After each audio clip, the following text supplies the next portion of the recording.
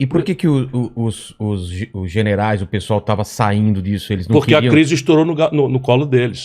Eles não Essa queriam explosão assim, toma para você. Essa explosão do juro e o impacto da tecnologia foi no colo deles. Exatamente. Percebe? Então, a inflação veio como consequência disso e tal, e aí eles se desmoralizaram e transitaram o poder. O que acontece? Uma vez vencida a agenda política, institucional, de direito, nós nos deparamos com uma absoluta incapacidade dos democratas da época, Fernando Henrique, Lula, que são os que ocupam o poder, que são todos dessa geração, mas não foram ao poder. Eu estou falando dos dois que dominaram 6 eleições. Não tinham proposta para a questão do projeto econômico. E no mundo veio a onda neoliberal, que nasce na Europa como uma resposta, vamos dizer, da Europa à chegada da China, do Vietnã, do Japão, de Singapura, da Malásia, que vem com um produto industrial dramaticamente moderno, avançadíssimo, sem o custo do estado de bem-estar social europeu. Que aí o produto europeu começa a perder a competição. Qual foi a sacada desses países com esse neoliberalismo de fazer a indústria ela ficar mais moderna e crescer? Isto não foi uma opção neoliberal, isso foi uma opção oposta. No Oriente foi uma opção oposta, em que toda a aposta da tecnologia, do financiamento e do mercado doméstico e do mercado de comércio exterior foi ordenada pelos estados nacionais. Eles fizeram um plano a longo prazo? O Japão, por exemplo, foi o pioneiro. O Japão fez o MIT, que era o Ministério da Indústria, do não sei o que, do Trabalho. Então era o MIT que resolvia toda a questão. E eles não tinham autonomia tecnológica, eles viraram um negócio de copiar e miniaturizar. Era uma brincadeira até. Nunca inventaram a coisa, né? Então, mas eles pegavam a coisa e diminuíam o tamanho e tal, e começaram a fazer, né, essa indústria. E a experiência chinesa, que é a mais violenta, vem com o Estado pesadamente organizando a economia. Coisa que é verdade no mundo inteiro. Por exemplo, a internet que nós estamos ocupando agora foi criada pelo Estado americano, a pretexto de defesa. Depois, o que é que os americanos têm de extraordinário? É que depois que eles dominam isso... Caísse tudo e eles iam ter essa comunicação militar de defesa. Uma vez feito o investimento e dominada a tecnologia, eles passam para a indústria privada, que tende a melhorar as coisas. O celular foi criado pelos americanos, pelo Estado americano.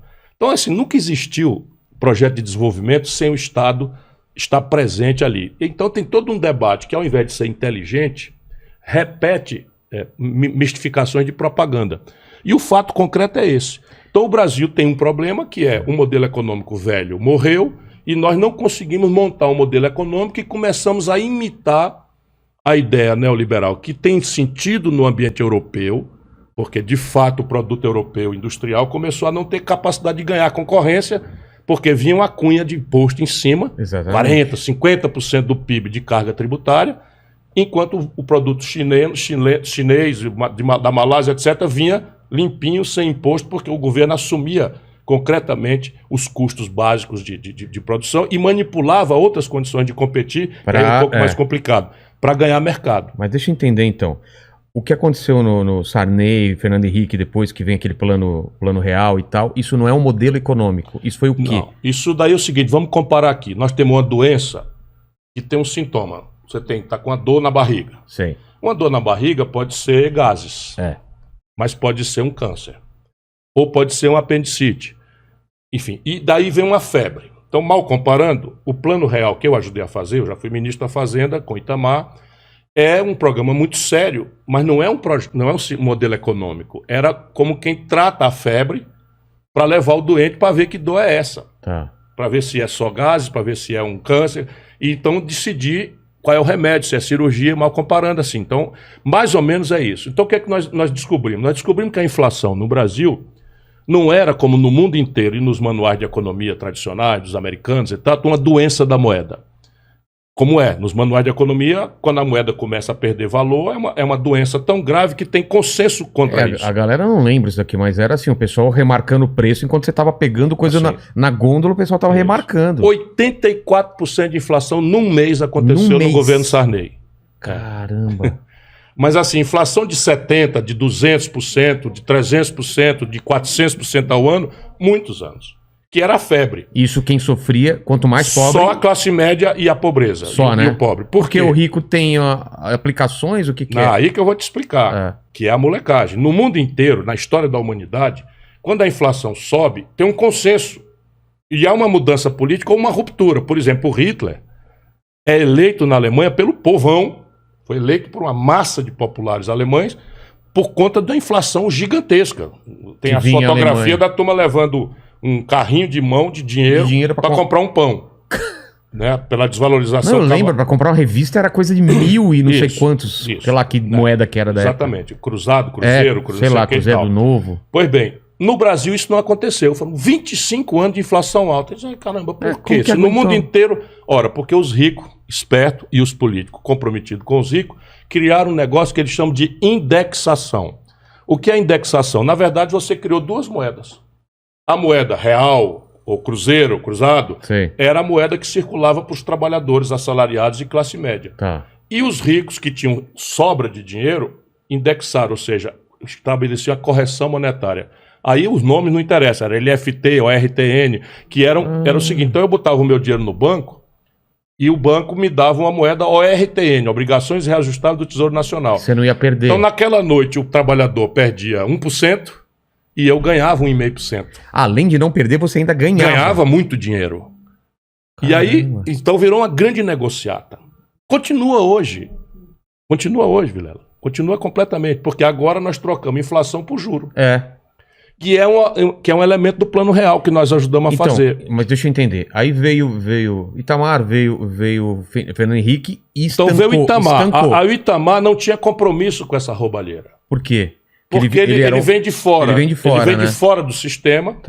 Não tem compromisso, porque ele veio como vice do Collor. É verdade. Porque ele era de Minas Gerais, era um cara muito sério, muito respeitado. O Collor caiu e ele assume. Quando ele assume, se desfez o pacto em que os barões controlam o poder político do país. Desde o começo. E aí ele, Itamar, diz assim, eu não tenho compromisso com isso, vamos lá acabar com essa negociata.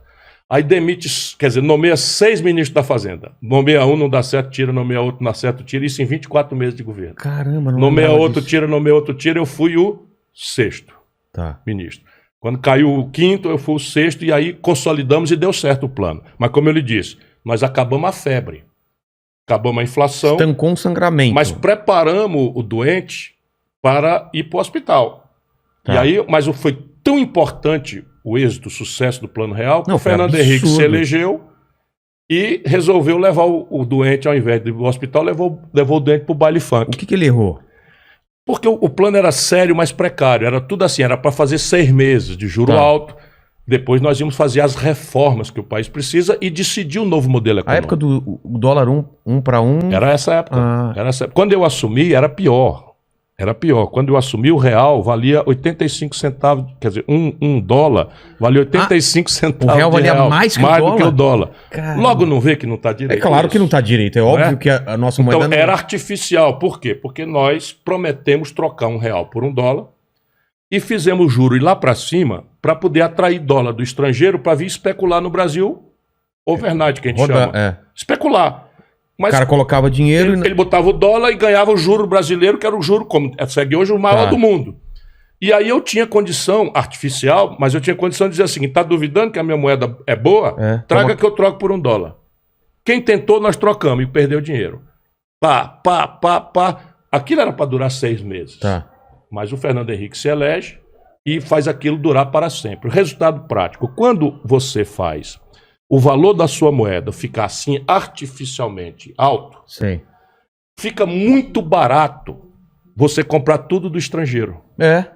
Viajar para Miami é mais barato do que ir para Fortaleza. Comprar um computador, tudo é mais barato. Porém, o inverso é verdade. Todos os seus produtos e o seu destino turístico fica dramaticamente mais caro artificialmente. Então, nenhum produto brasileiro tinha condição de ser vendido lá fora. Você não tinha condição de um turista vir para o Brasil, gastava 5 vezes mais caro do que ir para a Europa. Enfim. E aí o que aconteceu? Quebraram o Brasil.